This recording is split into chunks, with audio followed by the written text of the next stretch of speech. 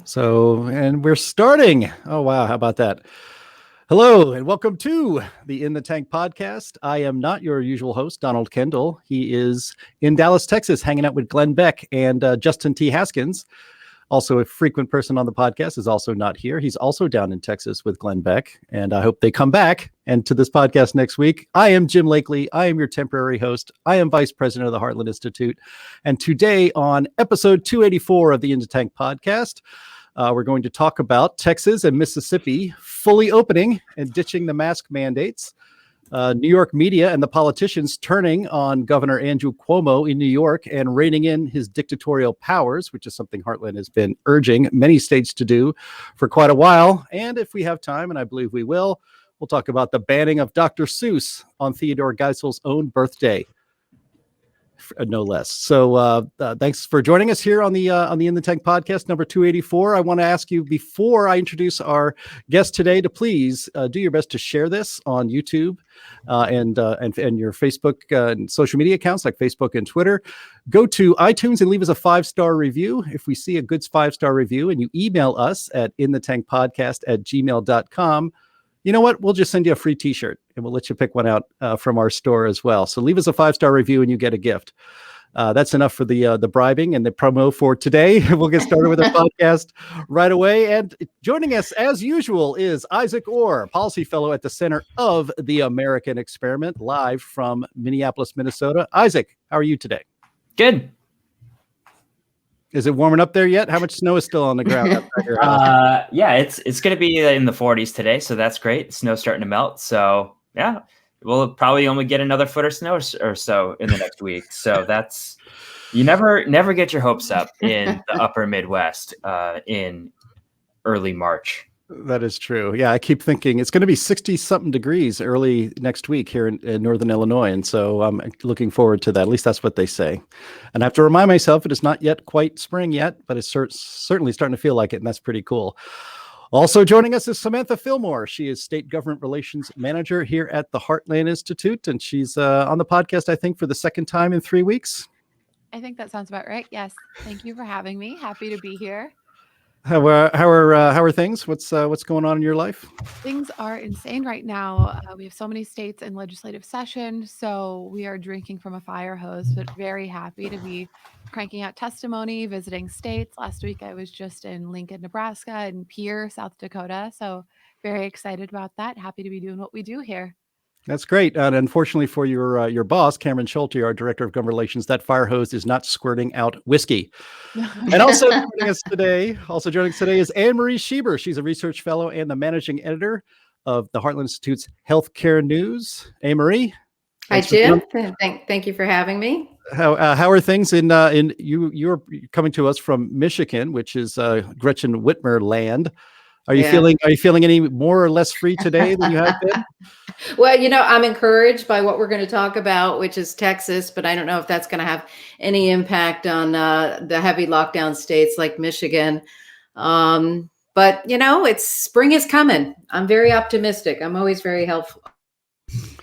Well, that's great. Well, yeah. So we are going to talk about Texas lifting the mask mandate and opening businesses. By the way, I think it was yesterday, we're recording this podcast on Thursday, March 4th. Yesterday, President 46, Joe Biden. I think we should just call them all numbers now, since that was the standard when the previous president was president. So 46 said yesterday that he thinks that maybe we'll be wearing masks and being locked down for another year. He's hopeful that 1 year from now, that we'll be, we won't be living like prisoners in our own homes and states a year from now. Meanwhile, just the day before, of course, Governor Abbott, Greg Abbott of Texas, decided to announce, now it's not immediate, I think it happens next Wednesday, that would be March the 10th, that it is the state of Texas, that you will no longer be mandated to wear a mask everywhere you go in public, and that all businesses will be open 100%. To operate as they did before the pandemic hit. Joe Biden actually called that kind of policy Neanderthal. That's a Neanderthal policy, or we shouldn't act like Neanderthals, or bubble something like that out. But this is encouraging news, and of course, not to be outdone, the state of Mississippi, a couple states to the east of Texas, decided, you know what, we're not going to wait till next week. We're going to open up immediately, and so starting today in Mississippi, they are also no more mask mandate, and businesses are open 100%. And the reason this is a long time coming, and I think it's important to talk about this in the context also of Governor Cuomo up there in New York, who has had very strict lockdown measures. He has kept his people in New York City and all across the state, no matter the rate of infection or death or vaccines or anything in New York. Everything remains the same, no matter where you live in one of the largest states in the country. The same policy for everybody, and it's locking things down, it's closing businesses. I saw a stat the other day, 200,000 small businesses in the United States are closed and will never open again. 200,000. And that's probably an underestimate. This has been devastating for the economies all across the United States, and it is great to see Texas opening up. Here in Illinois, we're ruled by Commissar Pritzker. I do not expect to be able to live like a normal free human being until it's probably shorts and flip-flops weather around here. Maybe I'm being a little too optimistic. I don't know. But AnneMarie, as the managing editor of Healthcare News, you've been covering the COVID lockdowns and the vaccines and the treatments and the statistics since the entire time. And you've done fantastic work. And you should go to heartlanddailynews.com to see all of that coverage. But what was your reaction when you saw that Texas and Mississippi now were fully opening up? People started to go crazy. This is another thing. Just one last thing to mention. Hey, all you crazy people in Texas, especially you in Austin, which is very hard to the left compared to the rest of the state. It's not mandatory you take off your mask. You're allowed to keep it on like a moron if you want to. If you want to walk around like a completely frightened little mouse, you can put that mask on. You go ahead. Nobody will care. But the people who actually want to live their lives and understand that masks are not this kind of magic talisman that protects them from all sickness will be able to take them off. AnneMarie? I thought it was really interesting how Yahoo described this announcement that Texas was betting that the pandemic was over. But it's funny. That's what we've been doing this entire time. Anthony Fauci has done so much flip-flopping, and the NIH and the WHO and the CDC. We have been dealing with this long enough to know what's working and what is not working. And the lockdowns have had almost zero impact on contagion control. Last month, and I showed Wallet Hub did a phenomenal survey ranking all the states on how severe their lockdowns were. And I looked at all the lockdowns, and I looked at the unemployment rates from December 2019 to December 2020. I looked at the case numbers, and I looked at the mortality per million. And I compared them, and I didn't really see any pattern except in unemployment. The heavy lockdown states are the ones that had the highest growth in unemployment. And what was interesting, the highest lockdown states also had the highest rates of mortality. So while these governors are busy micromanaging our lives, they failed to do what they needed to do, which was protect the vulnerable. Go ahead. I'm going to try. I'm pulling up the chart here on the screen, and you see that the big lockdown states. Oklahoma. So the first column is states with the fewest lockdowns, and Oklahoma, I guess, wins that contest, having the fewest lockdowns. They actually increased their how would you say it? Increase unemployment. So they didn't do as bad. Their economy obviously didn't suffer because it didn't shut down. That's kind of the way it works. But it was the big lockdown states like New York and California and pretty much all of New England that kind of had the worst of both worlds. They had high rates of infection and death in COVID, and they had devastated economies. So, talk a little bit more about that. Well, I found it real interesting how the CDC immediately attacked Governor Abbott. In fact, they did it almost the day before. And, there just seems to be no end in sight to these orders. First, the goalpost was reducing hospitalizations. Then it was that, we had to wait until the vaccine was out. And now the vaccine is out, and the CDC and government health people are still telling us that we're going to have to wear masks and social distance. We're not getting any straight answers what impact this vaccine is going to do other than perhaps reduce symptoms. And we already have ways to do that with early outpatient treatments that nobody is talking about. You don't even have to go into the hospital to keep yourself safe and alive. Scott Atlas, it was amazing. A couple of weeks ago, he was Trump's COVID advisor who was chased out of Washington and then had to fend off the lions in his own backyard at Stanford University. But he got an award at Hillsdale, gave a brilliant speech. He got this award in the same company as Clarence Thomas and Margaret Thatcher. I posted an article on HDN on the Healthcare Daily News. If you want to take a look at it, there's a link. I would encourage everybody to watch this speech. It was really quite brilliant. He had a quote in there, and he said, "There is no intention of those in power to allow Americans to live normally or free again. We have redefined normal, and we have frightened the public enough to acquiesce them into acceptance, I'm afraid." Yeah, that's that's great. Again, go to Heartland Daily News and the healthcare news section of the Heartland Daily News to see that interview with Scott Atlas. Isaac Orr, Minnesota, you guys have been locked down just like all the other states run by radical leftists, and it hasn't really had an appreciable effect on health, has it? No. So it's interesting. Minnesota has a higher per capita death rate than Wisconsin. And Wisconsin, I mean, apart from being the best state in the union because it's my home state, has had a lower per capita death, like I said, but also fewer total deaths. And that was one of the freest places in the country for a long time because the Supreme Court struck down all of the, COVID restrictions. So that's really interesting. North Dakota and South Dakota have a higher per capita death rate. I don't remember what Iowa is like. So you really have this kind of muddled end result of the lockdowns and the restrictions where, some states that had them ended up being less, lower health impacts as a result of the virus. Other states had higher. So like we've said, the lockdowns have a mixed track record. And, frankly, I think that it's going to, the teachers union loves it. They love not having to go into class. So, our governor is a former teacher. So that's one reason why a lot of people think that the restrictions are still in place. So we'll see. I mean, really, I think the governor spared Vikings fans a lot of pain last season by not allowing them to attend games in person. So it's a mixed bag. Yeah, there's a silver lining to everything, I suppose. That's right.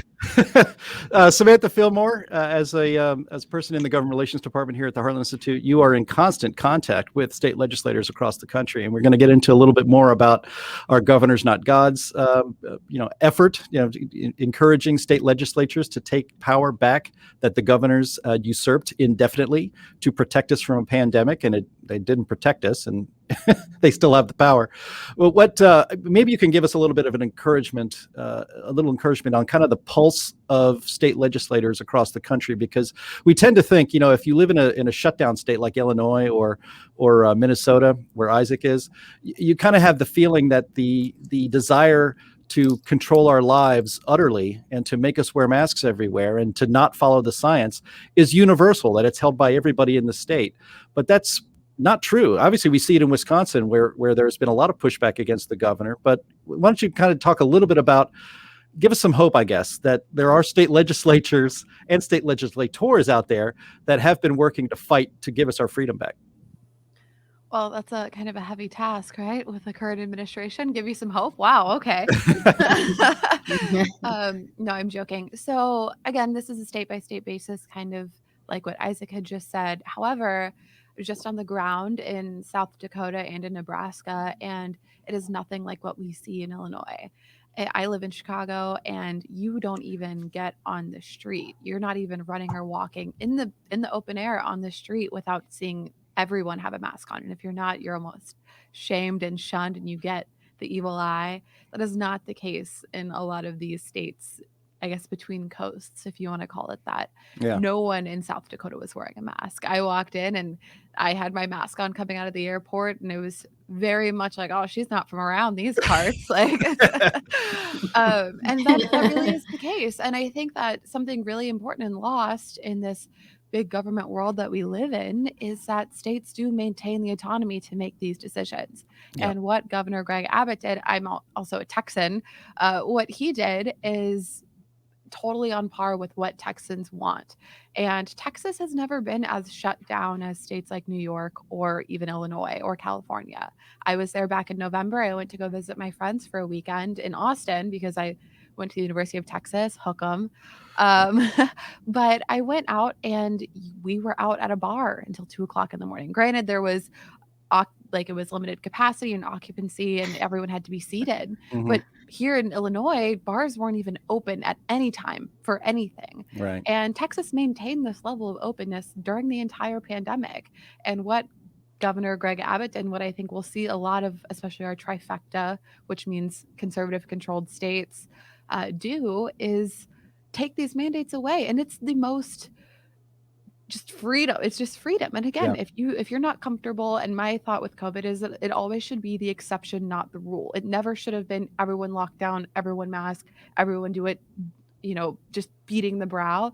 It should have been, if you are sick, if you live with someone who is sick or has a compromised immune system, if you live with your grandparents, or if you're fearful, and that's okay. If you were fearful, I think at some point all of us had a little bit of fear, especially initially, Sure. then you should have been allowed to stay at home. You should have been allowed to work from home, do whatever. That should have been the exception, not the rule for everyone. We have kept healthy people inside for so long.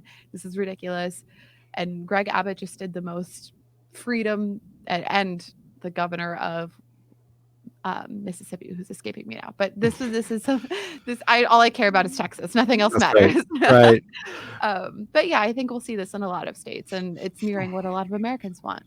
Yeah, I saw an article in the Wall Street Journal where they said that we should reach herd immunity maybe by the end of April or sometime in April, which would be fantastic, because we are at the 1 year mark of 15 days to slow the spread or flatten the curve or whatever. I mean, they moved the goalpost so much, who can tell even what the 15 days was for anymore?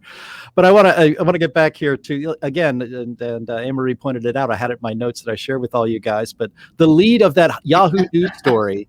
The first words of that Yahoo News story was betting that the worst of the pandemic is history. And then again, Texas throws out the mask mandate. It's just yet another example of how the media is basically the enforcement arm of these lockdown tyrannical governors. I mean, they will never let us get our freedom back. I mean, we have to take it back. I don't mean by an armed insurrection. I mean by defying these things and urging our governors to let us live our lives.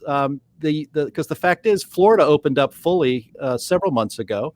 They have better infection rates. There's the story on the screen here for the YouTube viewers. But yeah, I mean, Florida opened up fully months ago. They've had better infection and death rates than New York and New Jersey.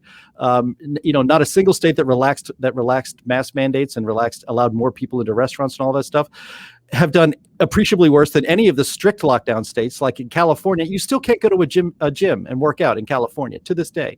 It's unless unbelievable. You're Gavin Newsom. Unless you're Gavin Newsom, of course, right? So like California, New York, and New Jersey, most of New England, here in Illinois, they have these strict mask mandates and restrictions on your liberty in place. But the death rates by state, and that's a death rate by 100,000 people. New Jersey is number one in the United States at 262. New York is number two at 245. Here in Illinois, we're at 179 deaths per 100,000 people due to COVID-19. Texas, which is now going to be opening up, is 151 by 100,000 people. And Florida, again, Governor Ron DeSantis was being savaged in the media and our culture, and the late night hosts and everybody for killing everybody down there in Florida. You were going to not only kill everybody in Florida, the people that get to escape Florida are going to kill the rest of us. That was the attitude about Ron DeSantis's policies in Florida.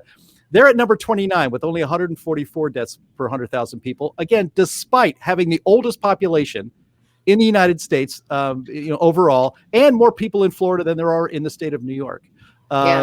AnneMarie, talk a little bit more about these statistics that you've reported on in healthcare news. But there is simply, if these people on the left that want these mask mandates and lockdowns, they say we're following the science.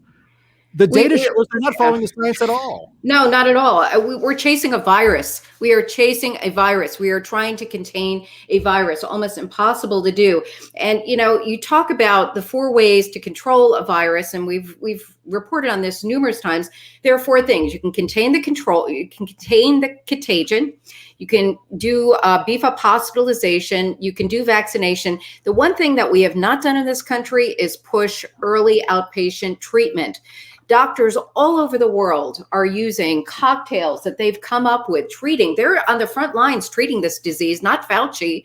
And they have had enormous success keeping elderly people out of the hospital. There's a story we did last month, an 80-year-old woman who ended up on a ventilator in Buffalo, New York. And her family was so desperate. They did some research on their own. They found out that ivermectin may help her.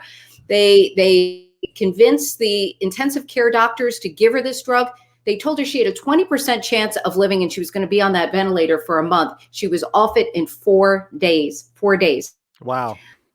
Yeah, it's amazing. And what happens is we're telling people if they get sick, first of all, we're not testing properly. We've been doing these very tests, and everybody positive. So we have these phenomenal, we're juicing the numbers of COVID.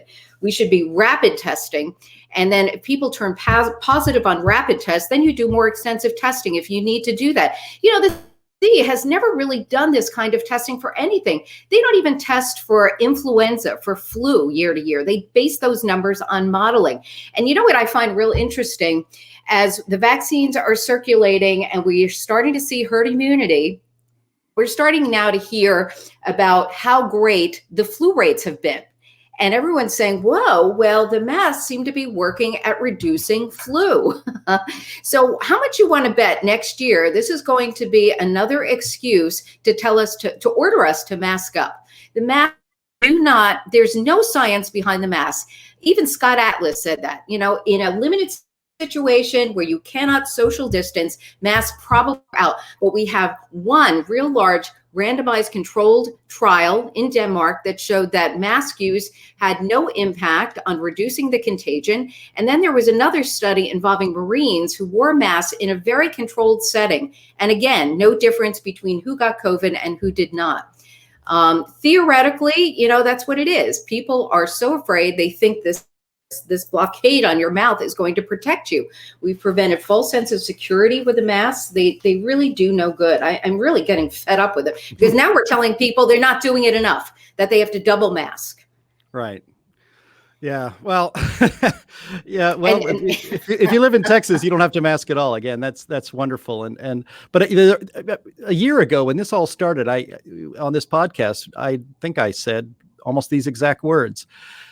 We are going to discover that the government mandates and people's reaction, people being scared to death of COVID-19 was going to change the habits of our people, of the American people in ways that will be permanent. There will be people out there that will wear masks every winter, just like you said, AnneMarie, because they don't want to get sick. Because COVID is going to be with us. COVID is going to be with us forever. I mean, COVID's never going. It's not going away. It's going to be like the annual influenza, that changes and mutates and spreads around the globe.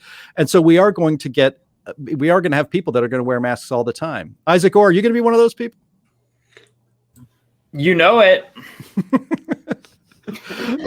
well, there's an answer. I think that's okay. Is again, it's all about personal liberty. If you want a mask, if you wanted to stay home during COVID, if you have that autonomy and that liberty, you should be able to do that. Just like businesses in Texas or Mississippi, they have the right to refuse service. Any business could put signs on their door and on their windows, mask required. They keep it at occupancy, and they are fully within their right to do this. This is injecting liberty back into Americans, and the government doesn't like it, and that's frightening. And I think the market's going to speak to those businesses too. If I have my choice to go into a restaurant where I have to wear a mask when I come in, or a restaurant where that sign is not on the door, I'm going to the one without the sign on the door. Or here in Michigan, if I've got to wait online to get into a store to buy a few groceries, I will not do it. Mm-hmm. And eventually, they're going to realize that maybe half the nation is not in favor of all this. They're going to lose half their customer base. So, go right at it. We can always vote with our pocketbooks. That's right. Well, another little statistic here, and Isaac, you're from Wisconsin, so the land of the cheese, so you know a little bit about heart disease and how that affects huge populations. Oh man. Yeah, right. My dad had a quadruple bypass surgery like 4 years ago. It was longer than that now, but yeah, it's true. Yeah, that's no big deal. That's like getting, it's like tricking out your car or something. Half the population of Wisconsin probably has. The worst part about it was he didn't learn a lesson from it. He just thought he had 4 new arteries to clog. There you go. Yeah. Well, I looked up some statistics, and the death rate by 100,000 people in a population for heart disease in 2019 was higher in 12 states than it has been for COVID. I'm sorry, it was higher in 12 states than it was in COVID for the state of Illinois. And again, Illinois, we're locked down as if we're COVID central, and keep us safe. You got to keep us safe. Louisiana, as a matter of fact, was 5th on the heart disease chart for 2019 at 208 people per 100,000 died of heart disease in Louisiana. Now, if by the logic of the COVID mask mandates and lockdowns, they should be closing Popeyes and all the great Cajun restaurants in New Orleans and all around Louisiana to keep us safe from heart disease, or to do the same thing in Illinois to keep us safe from heart disease. Because, this is the mentality of all of this from the very beginning, was this COVID-19 was considered somehow special, that it was so awful and it was going to be killing so many people that we needed to take extraordinary measures. But what has happened is that we have higher suicide rates, especially among the youth, over the last year. We have higher drug overdose deaths by double what it was in the previous year. These policies over the last 12 months have had profoundly negative effects, not just on businesses and the economy, but on people. And the idea that the government has to protect us from every malady that may affect us, maybe that should also apply to heart disease, right? Maybe we should take away our freedom to eat what we like because heart disease might kill us. I keep this on my desk. This is a Benjamin Franklin quote. It says, "Those who give up essential liberty to purchase a little temporary safety deserve neither liberty or safety." And that's what we've become. We've become a nation of fraidy cats. And we've allowed the government to do it. That was the other thing that Atlas said, that he was just so shocked at how the American public has acquiesced to everything that the government has told them. We believe everything, all the numbers, even though they've changed numerous times. The data is even questionable. We just don't know. We've put a lot of trust into government, which just speaks to how large it's become and how intrusive it has been in our lives. Mm-hmm. Yeah, that's true. Well, I want to unless you have something to add to that, Samantha. Oh no, I was just moving my hand into the worst example, aka Governor Cuomo. Yes, exactly. Sure. Right. Sure. Well, the biggest thing about this is people haven't been willing to acknowledge that there will be opportunity costs for a lot of these things, right? So like the virus is real. It's killed a lot of people. Like I want people to get vaccinated. I want to talk my dad into do it. He thinks he just needs to take vitamin D.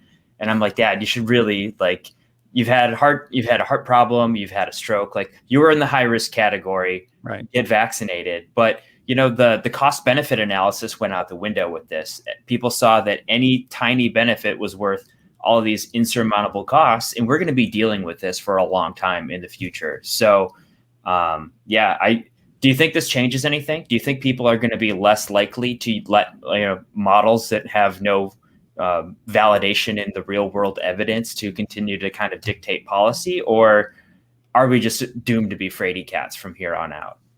Well, actually, now that you said that, I do have something more I want to say. Sorry, okay. Sam. But that was like once the vaccine started rolling out, you had the White House press secretary saying that even after large portions of the population is vaccinated, that we will still have to wear masks and socially distance. It's like, well, then any incentive that made the vaccine worth it is now gone. Right. If you tell me that I can return back to real life and see my grandparents again, then I'll get it, and I want to. But if there's none, then why would I do this? Why would I wait in line? And speaking of grandparents and elderly people, my grandparents they live in Texas, and they said it was easier than voting to get the vaccine in there. And they live in a very small rural town. And my grandpa has COPD, so he was on the high list. And just because my grandmother was with him because she drove him, they were like, "Hey, you want to get in too?" And she was like, "Well, yeah, sure." But and compared to states like New York and California and Illinois, where people to get your hands on a vaccine is so difficult and so hard. So there's also something about different states are rolling out these vaccines in different ways. So that's also something to be considered. Well, and the problem is we are pushing the vaccine on the people least at risk. We're telling everybody they have to get the vaccine. Yeah, I talk to these doctors who push early outpatient treatment. They're not against vaccines, but they do not believe that everyone, and they think probably 30 million people really do need that vaccine. And beyond that, early COVID treatment could help everybody else. We've just been very secretive about that. Plus, the vaccine, it's a very individual decision. A lot of young people, we don't know. It's an experimental vaccine. We've never released a vaccine so quickly. I mean, it's great that we have the technology to be able to do this and protect people. But, if somebody has personal qualms about it, why should they be forced to do it? And that's a really worrisome trend, because you're right, Samantha, we may have private business making it a mandate for you to use their service or product that you have to show proof of a vaccine. And that's a dangerous path that we could be going down. Yeah, I mean, Isaac, that's something I worry about, and people in my family I've talked to worry about that. Will we get to a point where you have to show your proof of vaccine in order to do things like fly on an airplane? Justin Haskins talked to me just the other day. He flew down to Texas, of course, over to Texas from North Carolina, where he lives now. And he said the plane was packed. Every seat was taken. And so we are sitting literally inches from each other with masks on. Yet you can't go into a restaurant in Illinois and sit 12 feet from somebody, because that's dangerous. But getting into a metal tube with recirculated air 6 inches from somebody is fine. So that's the thing that infuriates so many people, is that God, I can just hear his shrill voice saying that too. Yeah, and think about this aspect, Jim. We have reduced business. So what happens? The reason so many people are packed on a plane now is because we have fewer flights. The reason we have fewer flights is because people are too afraid to fly. It's too much of a gamble to schedule all these flights. We're doing that with gyms. We're having curfews in restaurants. So you're cramming more people into shorter time and space. Is that good for public health? No, it's not. But it's the thing that's infuriating is the absolutely illogical application of all of these rules, all these rules that are just arbitrarily made up. I mean, the idea, yes, obviously that's why the planes were packed, because they have fewer flights, because that's the only way they can actually stay in business. But if the restaurant rule was applied to airplanes, nobody would have been flying a plane for the last 12 months. Right. Or traveled on, frankly, any public transportation. Maybe you can't even take a train. You have to have like 5 people per train. It'll be like a 400 car train to get people back and forth from Washington, D.C. to New York City. Well, going here in Michigan. Oh, go ahead. I would just say, going into the question Isaac had posed earlier, is that there is no science behind this. It's just what sounds good or feels good. I took a flight the other day, and full flight. And then right as we landed in Lincoln, they're like, all right, because of COVID, if we're going to call out 4 rows at a time, and only then can you stand up and get your bag. And it's like, oh yeah, because we weren't all in the same plane for this entire time. Granted, I think that's a good idea for boarding. We should have always been doing that. I hate when everyone rushes to the aisle, but that's another story. But again, where's this? No science, no logic. It just sounds good. It feels good. In Michigan, you probably have this in Illinois too. We have a 10 o'clock curfew in restaurants. What is that? Like, does the virus just go away at 10 o'clock? It makes no sense. It is so silly. Right. Isaac, this is about controlling people and not controlling a virus. I mean, I try not to sound paranoid, but I think I've said it before. Yeah, I don't know if you're succeeding. All right. Well, that's certainly probably not even up for debate. But I consider what's happened with COVID over the last 12 months to be an enormous, massive social experiment to determine how much they can get away with the American people, because the hypocrisy and the illogic and the inconsistencies of the application of these rules is so plain to see, yet people still put up with it. Yeah, I'd say rise up, but that's those are dangerous words today. So Yeah, Well, they it's are. dangerous Well, for you to say that. It's not dangerous for yes. somebody else. Well, I mean, then that's why we have to commend, states like Texas and Mississippi for doing what they've done. True. And like I said, in different legislatures, I was in the state capitol building in South Dakota, and they're like, you don't have to. I can't hear you. I literally can't hear you. I'm like, oh, okay, cool. This is almost symbolic of real life. This almost feels like a real life. Wow, what is that? Yeah. So, Well, let's. I don't think there's going to be a good transition. Let's just get right off to Governor Gropo. My friend Stacey McCain Well, has I think a. that there's a really good transition. Yeah. I mean, the bigger scandal to me in the whole Governor Cuomo situation is the fact that they hid the data that would have honestly shown that their policies with nursing homes were causing people to die. So the sexual harassment thing is really bad.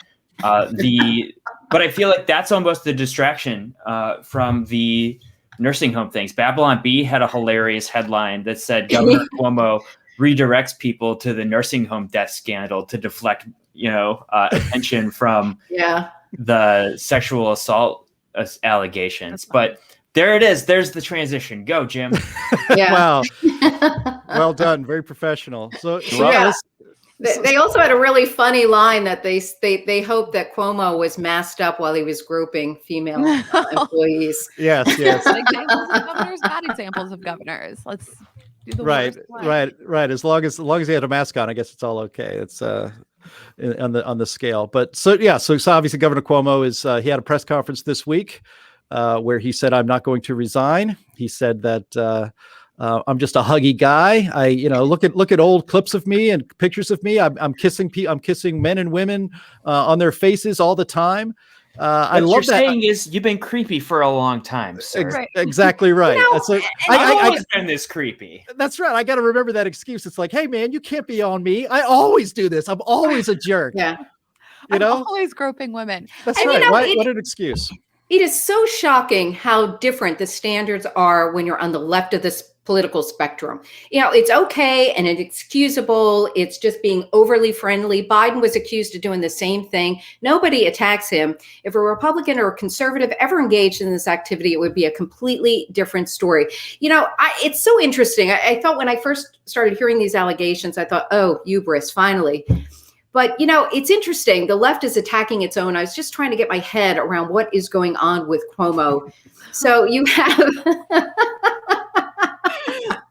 You have to watch this on YouTube to get the joke. So here we go. I thought at first maybe there's somebody on the left that was getting a little envious, jealous of Cuomo getting all this favorable attention. And, he does brag a lot. I mean, when Trump did that, it was considered evil. And Cuomo was doing the same thing. And now maybe the left has said, this is evil and we got to take this guy down. I mean, I think it's real interesting to see who might even be next. Could it be Biden? And then here's the other thing. If Cuomo does come down, what would be the alternative? Could we see Governor AOC? I mean, I don't know. Nothing surprises me anymore.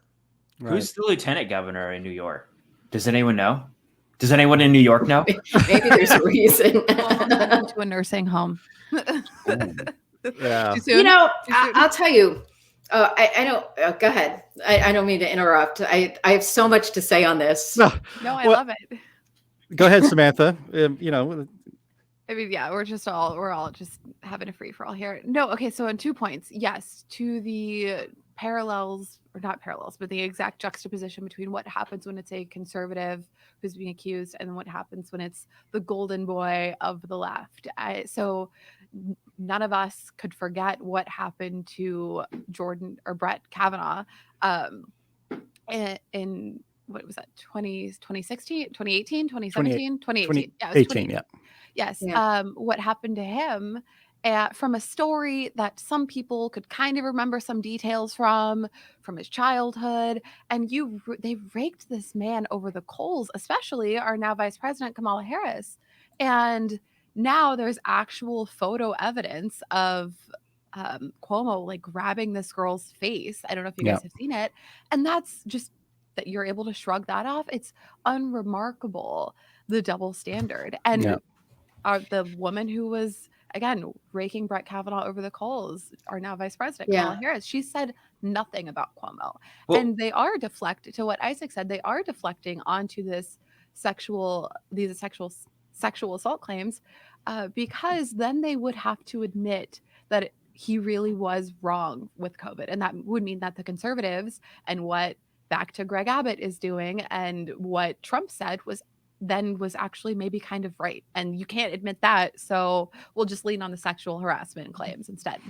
You know, the cynical part of me wants to say that Cuomo was the one who released the groping accusations to take the heat off of the attention he was getting for the nursing homes, which really is a very serious issue. And what's even more shocking is, you can understand and excuse incompetence. We were dealing with a virus at first we didn't know a whole lot about.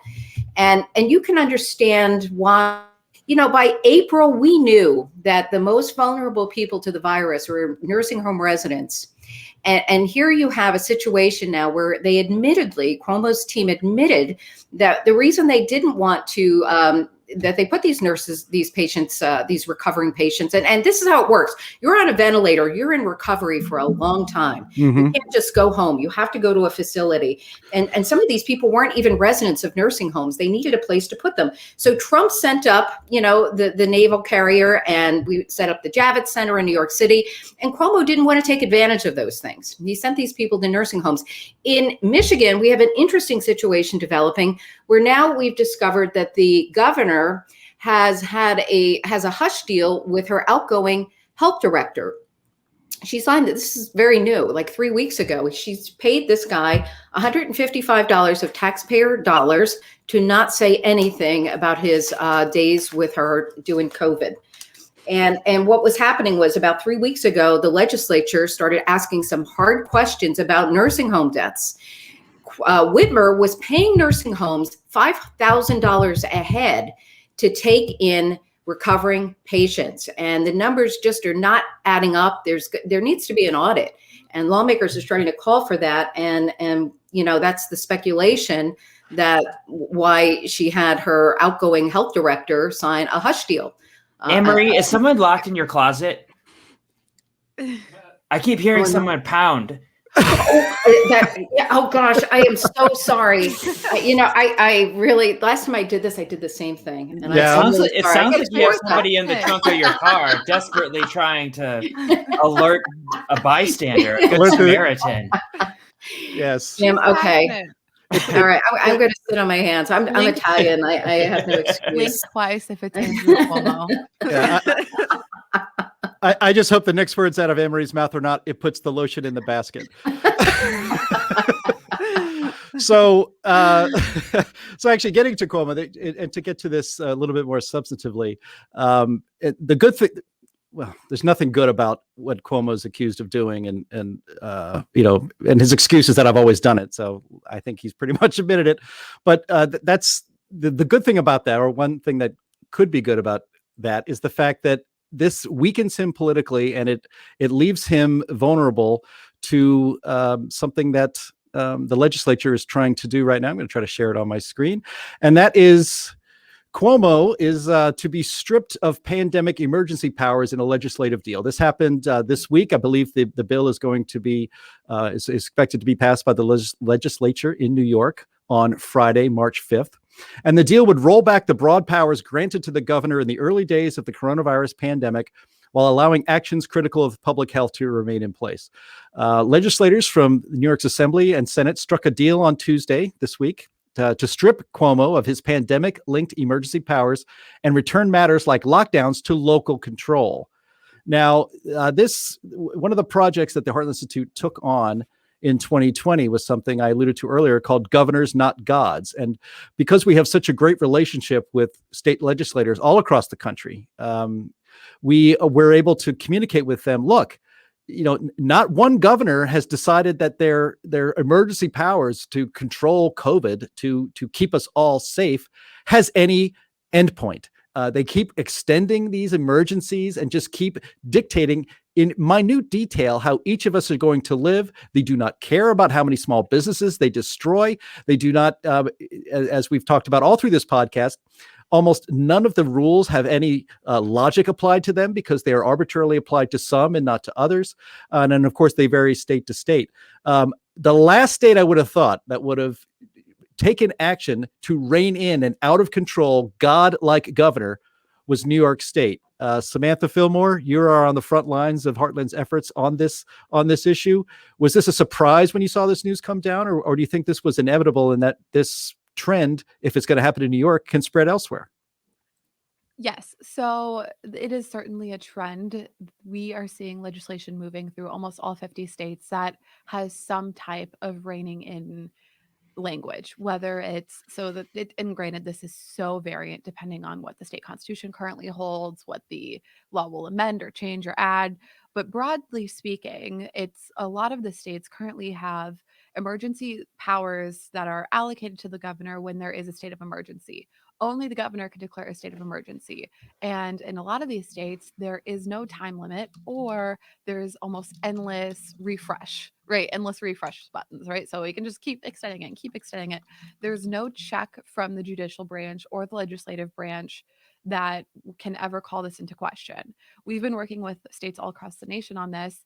It was surprising that New York was the first one to really strip a governor of their power like this, but unfortunately it took the death of 15,000 senior citizens in nursing homes, and that's at the heart of the worst case scenario of what happens when you allocate all of this authority to a single person in a time of an emergency. And yes, everyone should have a little bit of grace with COVID because no one knew what was happening, but to purposely cover up 15,000 deaths, is criminal. Yeah. And so more specifically, there's a Senate Bill 4888 in New York, and then the Assembly Bill 4907.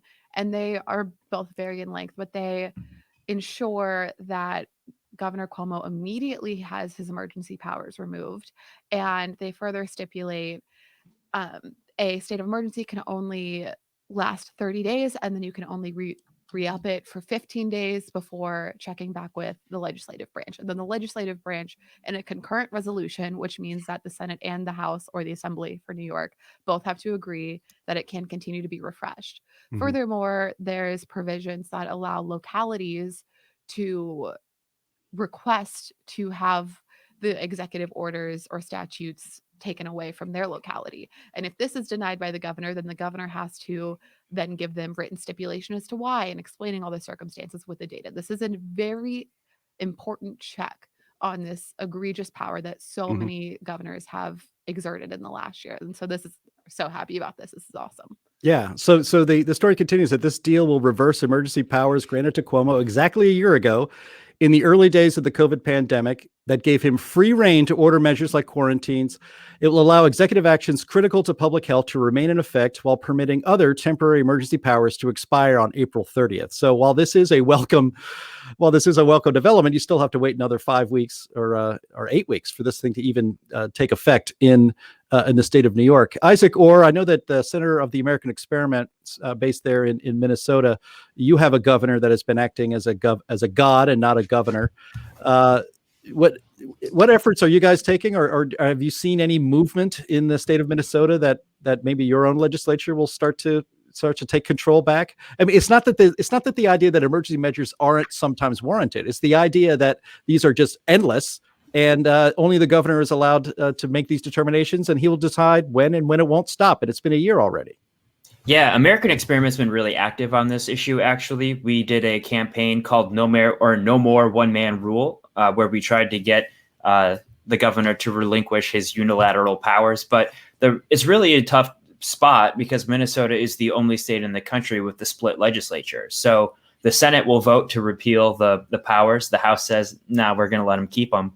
And, he gets to do what he wants. So it's really...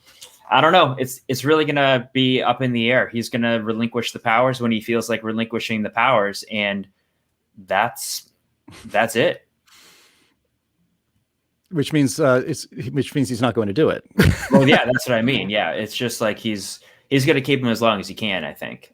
Right. I mean, that would be like asking someone to volunteer to have a babysitter, right? Like Yeah. that'd be like asking your 5-year-old, so do you want to have a babysitter or do you want to like hang out at home, do your own thing? Right. Do you want chocolate Now- cake for dinner, or do you want, Right. you know, spinach Salad. and salad? And here's the thing about governors. Who are they answering to? Are they answering to people outside of their state? I really do wonder this, because people I know, nobody is in favor of this stuff. In Michigan. How is it, or any place really? There is, people are starting to open their eyes. And so the governors, as long as they can hold on to this power, are people from the outside of the state saying, hang on, we need to push this, we need to push that. We do not know. And another concern, Like the CDC, for example. Right. another concern that I've heard voiced, and this was through work that we did in Texas, was currently the statute doesn't specify what a natural disaster could be or a state of emergency could be. And there is no check. It says in the current Texas Constitution, a governor may employ advisors to check on, or from the legislature. Again, it's like asking for a teenager if they want a babysitter, right? They're Right. going to say, no, you don't want a chaperone. It's changing the law to then say, and this is, legal, instead of may, shall. They shall have a board to check them to, because what is to stop, God forbid, Texas ever gets a Democratic governor, what's to stop them from making the environment and climate a state of emergency? And next thing you know, fracking and oil, which is Texas's largest sector of their economy, just completely shut it down and decimate the economy and kill this industry. What is to stop governors from this? So this is a very important check, because who knows where this goes? And I mean, the Biden administration might do it with climate first, but Yeah, Isaac, what do you think is the what do you think is the feasibility of that idea, that either states or the federal government will declare a climate emergency and then just basically have dictatorial powers over everything in life, and especially the economy, and shut down entire sectors? I don't think that they'd be able to shut down entire sectors. I think that they'd be able to do things that are annoying. So the city of Minneapolis did this, right? They declared a climate emergency, and part of their whole thing is they want to make it more difficult to build new infrastructure by adding all of these extra, they call them stretch codes, but they're basically energy efficiency codes. And, there's a preemption at the state level, but, even a state that does this, like, what are they going to be able to do? I guess, if the state legislature goes along with it, they can do things like ban oil and gas development or something like that. But even California hasn't been able to do that. So I do think that there are things that the Biden administration can do, like limit drilling on federal lands, which is also offshore, which is actually a huge problem because that's a big source of our oil supplies. But I don't think that they're going to be able to just declare this emergency and have the same powers that they have with COVID, which is also why I think they're reluctant to give it up, because they want this level of control in other circumstances to address other things that they think are worth, making people give up their freedom. But the general public is less tolerant of those excuses. So that's my perspective. Yeah. Well, speaking of emergencies, we have one last emergency to mention in this podcast, and that is the canceling, apparently, and maybe even self-canceling of Dr. Seuss. Yeah. There was an organization, some tiny leftist organization that declared that Dr. Seuss is racist and that he needs to go, and that we shouldn't be reading his books to children in schools. And they decided the best time to do that was on Dr. Seuss's own birthday on March 2nd, which has been, seen as National Read Across America Day. That's the cultural impact Dr. Seuss has had over generations of children in America. But the story I liked, actually, and this will all be in the show notes, was one from the American Spectator, our friends over there, that Dr. Seuss Enterprises itself, the organization that is in charge of the late famous author Theodore Geisel's estate, announced that they would be discontinuing 6 of his books because of the, quote, hurtful stereotypes they contain. Among the condemned books is one many, and this author there included, considered to be a classic, And to Think I Saw That on Mulberry Street. That is the tale of a young boy's daydream on his walk home from school. And at its heart, the picture book is a delightful exhibition of the difference between reality and imagination, and the importance of both. But this author writes, Dr. Seuss Enterprises doesn't care about all of that, and they apparently don't have a lot of imagination, because all they see is a caricature of the Chinaman that was seen on page 26 wearing a vaguely Chinese hat and holding a bowl and chopsticks, and evidently insinuating Chinese people look a certain way and have historically eaten with different utensils is racist, and never mind that it's true. That is from Aaron Andrews at the American Spectator. I mean, why couldn't they just get rid of that character? Like, why do you have to cancel the whole book? Right. I don't understand that. Is it part of the story? I'm not familiar with the story.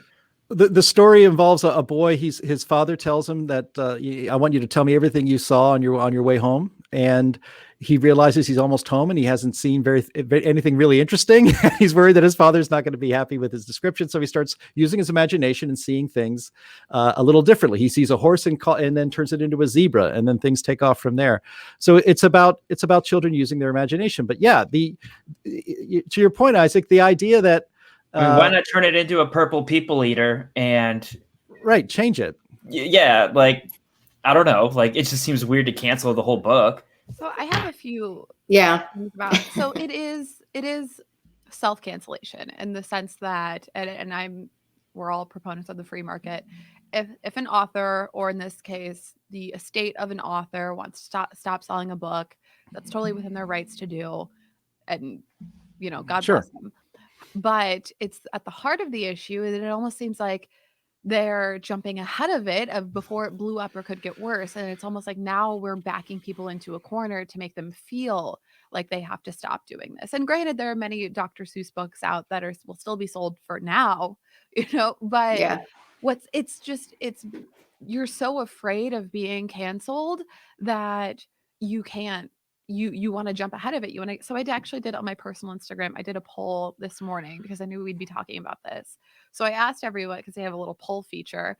I asked everyone, do you think that the Dr. Seuss books in question that have come under fire should stop being sold?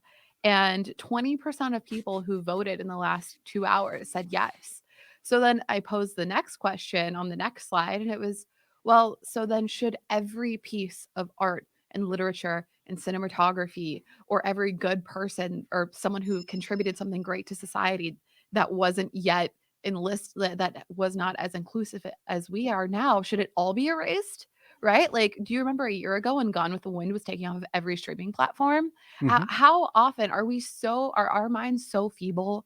Are we so fragile and sensitive that we can't look at things from the past or stereotypes and acknowledge, yes, that's a stereotype. Yes, maybe it's a caricature of a race, but also to know and think for ourselves freely that that's not how all people are, right? Are we so? Yeah, I completely agree. I think what we're doing here is creating another Beanie Baby market, because already we're getting reports of these books selling for hundreds of dollars on eBay. Yep. I don't understand why the left doesn't have more imagination. I mean, if these children's books were written years ago and have illustrations that offend, why don't we use these as moments? That's a phrase the left really likes, a teaching moment. As we're reading these, as children are sitting on our laps and we're reading these books, maybe this is just a time to explain what you might want to explain to kids. I mean, we've survived this long with these books on the market. They've been on the market for a long, long time. Lots of battered books out there because they've been read so many times. I just don't understand it.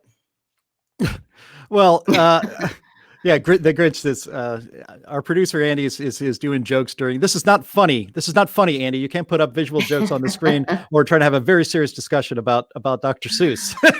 So, but Samantha, so you put that poll up on your Instagram page, and oops, you're muted there. Let's see if we can unmute you. You were so you had that up on your Instagram page, and you were in your 20s, yes, and so 24. Okay, so you're in your early 20s still, and so I would presume most of your friends are also in their early 20s, so they're of your same generation. And were you shocked that so many, that basically they said, yeah, go ahead, ban that crap. I don't care. I don't like it, so it has to go. I'm actually not surprised. Horrified, but I'm not surprised, because those are two different things. I think I was more surprised at the follow-up question, because I'm really used to a lot of my friends who fall really hard into that left narrative. it's the taglines, right? Or hearing what's going on. But I always try to pose the deeper question, which was the second, poll that I had, which was, all right, should we ban, what was my wording exactly? It said, should all art, literature, cinematography from a time when people were less inclusive than we are now be banned? And people said yes to that. And I'm like, well, do we not understand that some of the greatest accomplishments of humankind came from societies that had slaves, and so our founders had slaves, and some of the greatest movies and shows or funniest or books or art are depictions of violence and slavery and stereotypes. And that's like Huckleberry Finn is an amazing book but now that's being called into question. Or even you watch an episode of like Friends from the 90s and you hear a joke and you kind of think to yourself, oh, that wouldn't fly right now. Right. When does it stop? Yeah. Well, Isaac Orr, it seems to me that it's not very inclusive to exclude books from people's libraries and to exclude any other viewpoint but your own. Yeah, that's true. Great insight on that. I knew if I just tried to tug you into the conversation, you'd come running. Yeah, I did, didn't I? Fantastic. I agree that it is. We're trying to protect everybody from feeling bad, and I think it was Jonathan Haidt that said, or he's quoted this most recently. But you need to prepare the road or the child for the road, and not the road for the child, right? So we need to be teaching people to be resilient and anti-fragile instead of, more likely to be upset by stuff like this. So there's a certain degree of maturity that comes along with saying, okay, yeah, we don't agree with that, but let's try to see it from their point of view. And that's like empathy. And that's what the people who are saying we need to cancel a lot of this stuff are using as a justification to do that. But, I don't really agree with that. No. I think that's an excellent point. Years ago when my kids were growing up, the big fear was peanut allergies, and they practically had to wipe all the hallways and tabletops in schools. Kids were forbidden to bring in peanut butter sandwiches. And, here it was, it's a lot easier to teach somebody who's sensitive to peanuts to avoid them than to protect them from than to have the world protect them. It just doesn't work that well. And we're doing the same thing with literature. And we can do the same. We should have done the same thing, but to wrap this all the way up to the beginning, since we have to end the podcast right now, we should have done the same thing with COVID. You can protect people from COVID, the vulnerable from COVID, not have to treat everybody as if they're a walking pack of disease. Thank you, everyone, for listening to this edition of the In the Tank podcast. Again, please share and write a good positive review of us on iTunes and anywhere else you get your podcast, because we are on just about every platform you can think of. And if you've watched us here on YouTube, please share that on your Facebook and other social media accounts and leave a comment, and we'd love to hear from you. Isaac Orr, where can the good listeners find out more about you? I'm on Twitter at the Fracking Guy, probably saying things I shouldn't, and at AmericanExperiment.org.